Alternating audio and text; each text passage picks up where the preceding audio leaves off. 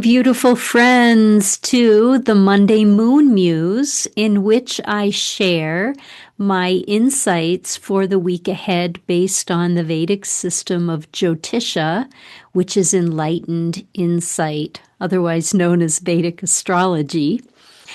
And this week begins with the moon in Kritika.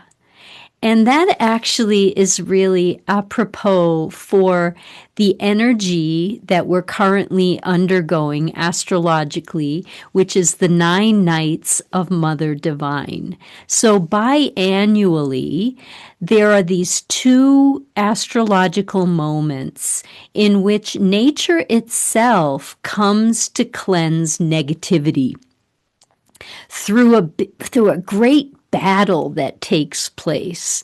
This is all recorded in the mythology, in the Devi Mahatmya, which narrates in myth form what nature is actually undergoing, which is a release of the old, a cleanse of what no longer binds you. I mean, if you look back to the same time a year ago, you can get a really great perspective on what is releasing from you and paving the way for rebirth. One of the rituals that people do during Navaratri is to plant some wheatgrass seeds. I have some wheatgrass seeds planted. And in the 9 nights, these sprout, and it's symbolic of not only spring, which has sprung, but energetically what takes place over the 9 nights. So the week begins with the moon in Kritika, which I've shared with you before. For some reason now we're back with the moon muse with Kritika. But Kritika is symbolized by an axe. Kritika means the critical. It gets to the heart. It gets to the source. It's the energy of the warrioress, the no nonsense army general, the fighter, who is the Divine Mother. This is the appearance of the goddess during these 9 nights. She doesn't come, sweetly singing like some kind of calm angel. She comes as a bloodthirsty, outrageous, empowered, divine feminine force to clean up the bad deeds and the negativity that's caused by the demons. And of course, what are the demons? Our attachments, our sense of me and mine, greed, ego, all of that negativity that tends to creep into our lives, whether we consciously choose it or not. So Mother comes and wipes it all clean. But this week's moon in Kritika reminds me of a particular episode in the Devi Mahatmya. It's my favorite episode. It's the appearance of the demon Rakta Bija. Rakta Bija is a particularly difficult demon to destroy, because whenever he gets wounded and a drop of blood drops to the earth, another demon pops up. So the more he gets injured, the more he generates himself or regenerates himself. So it becomes really a challenge to try to figure out how to defeat him, because you have to spear him, with a sword or the axe or all the weapons that the goddess has, but they're not working because another one pops up. This is really metaphorical for our world currently, but also what we go through. It's like one negative experience leads to another, to another. It's a snowball effect, and we can feel like buried, overwhelmed. But then the goddess appears, and it's a very interesting appearance. This is when Kali arises. And she arises because Goddess Durga gets so angry and so frustrated that she's losing to this demon, Raktabija, and she furrows her brow. And from that furrowed brow is born Goddess Kali. So Kali comes out of the pure rage of the mother, which, in a way, we should rage against negativity. We shouldn't allow it in. We shouldn't let it multiply. And when it does, sometimes anger can be appropriate to make it stop. So Kali appears, and she has an ingenious way of defeating this demon. She extends her tongue and she licks up all the blood and thus defeats him.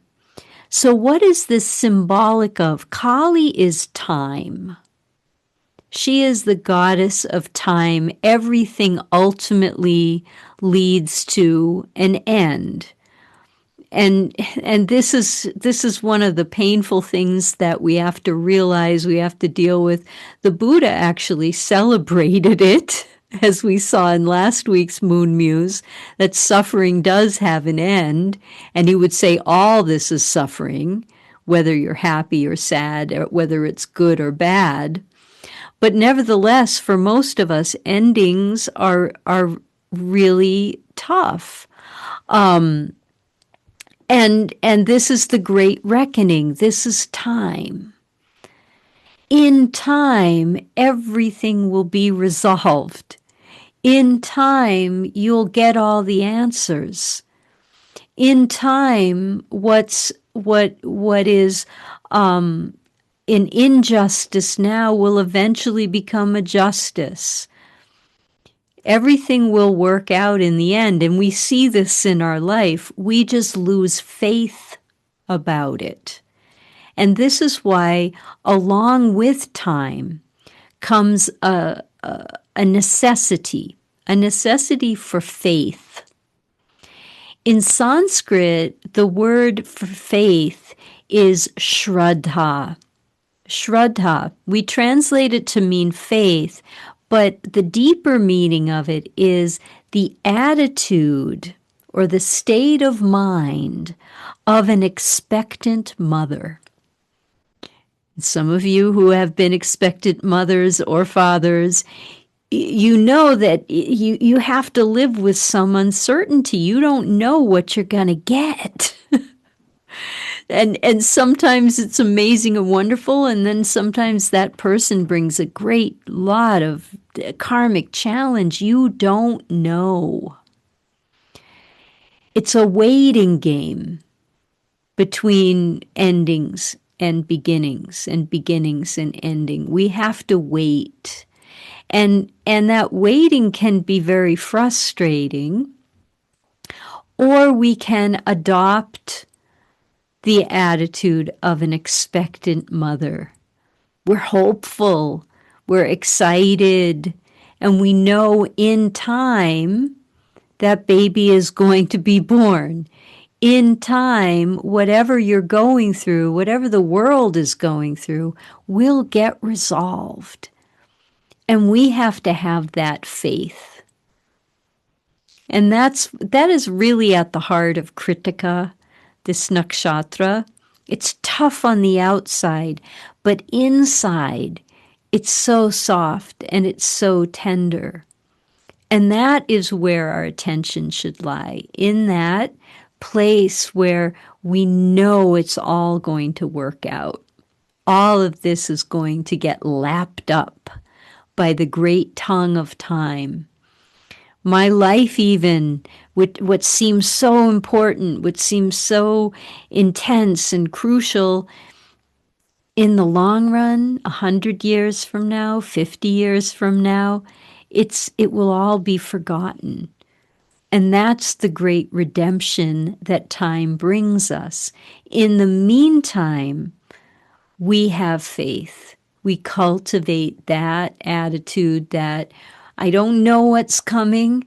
I don't know how it's all going to work out, but somehow I'm being led through this. It's all being organized by the great intelligent mother who is time herself. So these are the thoughts that I wanted to share with you as we move through these beautiful 9 nights of the goddess. They're so wonderful to observe, even if you don't do all the things that get recommended, or even if you don't even know anything about it. You can observe within your own body mind the difference, the change that's coming. You can observe micro changes in nature. Here, I'm staying currently in Massachusetts, in the Boston area, and it's been so wonderful to see the snowdrops come up. That nature is starting to wake up, and nature, positive, cleansing energy is waking up in you at this time.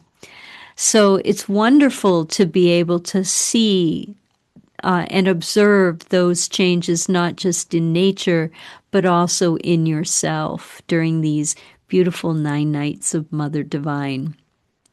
So I'll be back next week with the Moon Muse. If you'd like to know your Vedic moon sign and you don't know it already, I've included below in the show notes a link to get your moon sign and a report on some of its most salient and important characteristics, and also for a deeper immersion in your moon sign. If you haven't already checked out my book, and this is shameless self-promotion, Moon Signs for the Soul, I've included a link below where you can get it on Amazon and read up all about your Vedic moon sign and all of those whom you love. It's really, I think, a very fascinating exercise to find out who everybody is in your circle. So please get my book, read it, let me know what you think about it, and I'll be back next week with another edition of the Moon Muse. Sending you all lots of love.